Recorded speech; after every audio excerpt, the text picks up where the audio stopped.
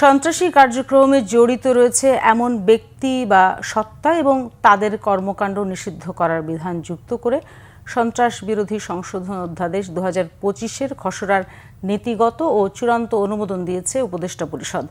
রাষ্ট্রীয় অতিথি ভবন যমুনায় প্রধান উপদেষ্টা ডক্টর মোহাম্মদ ইউনূসের সভাপতিত্বে উপদেষ্টা পরিষদের বৈঠকে অনুমোদন দেওয়া হয়। বৈঠকের সারসংক্ষেপে বলা হয়, কতিপয় সন্ত্রাসী কার্য প্রতিরোধ এবং উহাদের কার্যকর শাস্তির বিধানসহ আনুষঙ্গিক বিষয়াদি সম্পর্কে বিধান প্রণয়ন করার নিমিত্তে সন্ত্রাস বিরোধী আইন 2009 প্রণয়ন করা হয়।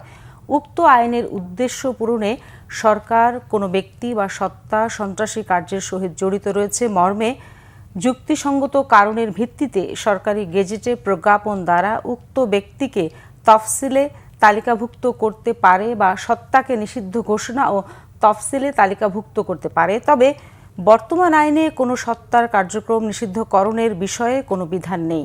তাই সন্ত্রাস বিরোধী আইন 2009-কে সময়োপযোগী করে উক্ত আইনের অধিকতর সংশোধন সমীচীন ও প্রয়োজন। এমন প্রেক্ষাপটে সন্ত্রাস বিরোধী আইন সংশোধন করে সত্তার কার্যক্রম নিষিদ্ধ করা প্রয়োজন, অভিযোজন করা এবং প্রয়োজনীয় অভিযোজন করা এবং অনলাইন ও সামাজিক যোগাযোগ মাধ্যমে প্রচার নিষিদ্ধকরণের বিধান অন্তর্ভুক্ত করা হয়েছে।